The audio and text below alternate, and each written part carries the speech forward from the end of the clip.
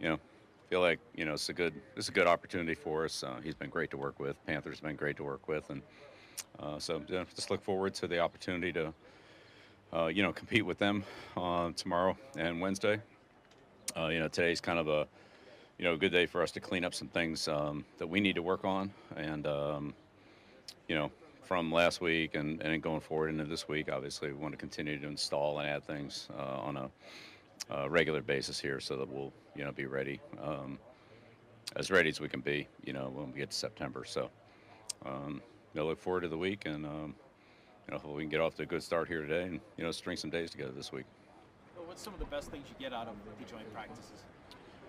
There's so many things. The individual matchups are good. We've been working against each other for a long time, so new individual matchups. The schemes are different, so we'll see some different, um, X's and O's, but also maybe techniques on the way. Guys pass rush or route running or things like that. And just I would say the less predictability of practice, where we kind of know what's on the other side of the ball and what we can and can't do, and some things that we aren't going to see from the opposite side of the ball. I mean, with a new team, everything's kind of new, so it kind of keeps you on your toes and forces more communication and more awareness. And we need that. Coach, do you ultimately get more out of the practices than the game on Friday? Yeah, in some respects you do. Um, we had a couple great situations come up in the game against the Giants. The Giants got the ball at the end of the half, and they were backed up, and they drove the ball and got it, around midfield, and then they couldn't quite get into field goal range, and ultimately, you know, kind of had a Hail Mary situation at the end of the half that they ended up scrambling on, and then same thing at the end of the game. We took the lead, they came back, but a lot of our players obviously weren't in there in those situations. So, um, the great thing about practice is our players get more opportunities at those situations. Especially guys that probably have a higher chance of being in there during the regular season than that were in there at those 2 points in the Giants game, as an example. So, a lot of reps out here for our players. Obviously, more reps in practice when you add all the practices up than there are in the game. So, just more practice opportunities, more chances to get better, more ways to improve, and more things you can find that you need to work on. So, practice are yeah. I mean, in the end, the games have a lot of value too because of the it's a game and it's structured differently. But there's certainly a lot to be gained in practice. So, and they're both really important.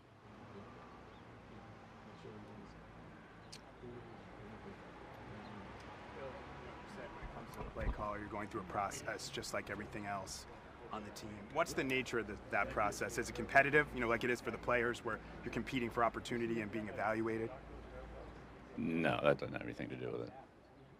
Then how would you characterize the process? It's we don't have time for that. But I appreciate the question. I really do. I know how interested you are in that subject, and I'd love to be able to shed a little more light on it. But it's honestly, it's a much longer You did conversation. shed some light. It's not competitive, so you did shed some light on it. Yeah. Hey, just trying to help out. Bill, you spoke last week about the team being in pretty good health, and the strength and conditioning ramp up and all that. So, how big of a factor was that in the joint practice coming up and just resting a good chunk of the roster in the game last week? Well, the players that played a lot in the game did less in some of the practices leading up to the game, and the players that played less in the game or didn't play at all in the game did a lot more. So I think when you look cumulatively, that's the right word, over call it Monday, Tuesday, Wednesday, Thursday, which actually we have, the volumes are pretty close. So some guys played a lot in the game, really didn't get a whole lot of practice reps. Now they did in the stadium practice, right, where everybody got a lot of reps in there. So those were all split up pretty evenly. But like from that point on, I would say the overall numbers were the same, but some of the numbers were a lot higher in the game. Some of the other numbers were a lot higher in practice, both in terms of number of plays and actual volume of what the player did. So I think it balanced out, not perfectly, but balanced out. With Panthers coming here this week. Matt Rule, do you have much of a relationship with him?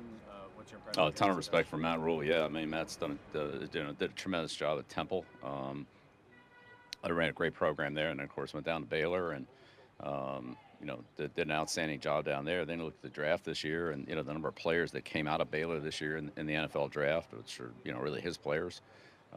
So on all levels, whether it's, recruiting, motivation, strategic development of players.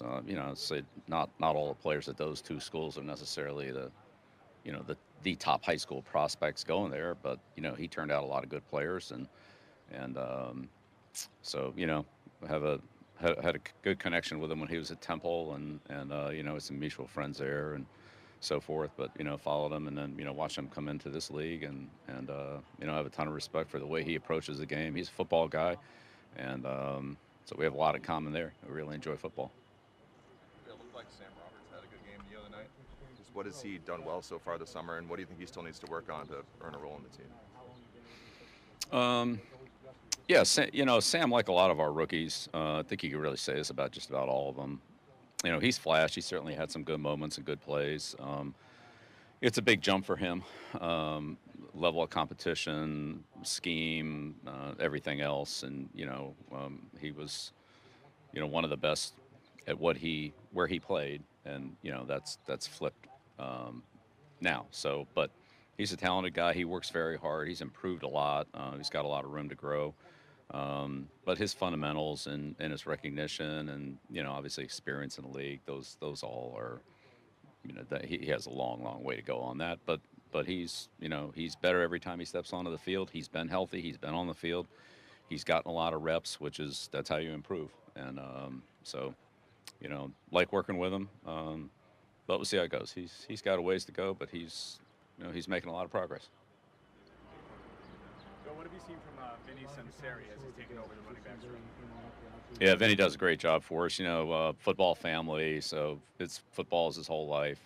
Just like, people like Josh McDaniels and guys like that grew up with it, and so he has a lot of football experience, not just the actual resume experience, but just life experience of being in a football family, being around football his entire life, and he's got a real good feel for the game.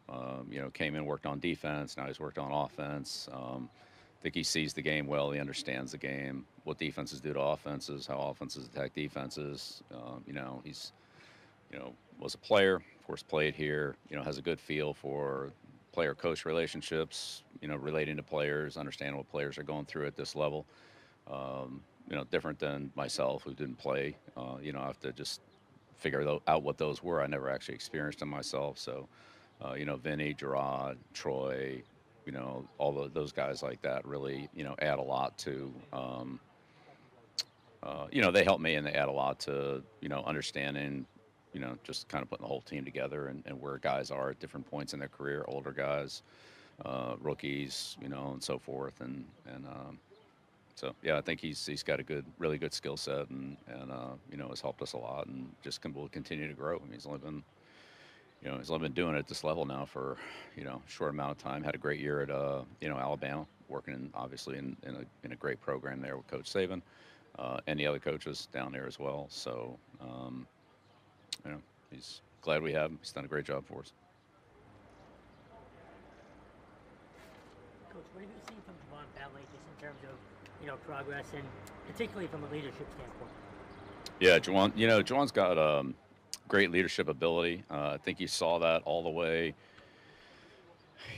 however far you want to go back, but even going back to DeMatha and, in high school and kind of his role there and some of the things that were talked about, in high school. And then, of course, at Purdue, and he got hurt. He had a little setback there and then came back. But, again, the conversations, comments about him and what he was with his team, what was high school team, college team, and then what we've seen here, where he's really, come and grown from his rookie year. He's had a very strong voice, but not overpowering. But he has really good leadership. Each year it's gotten better, and this year he's just had an outstanding training camp. And he's a very smart player. He understands situations, calls, adjustments.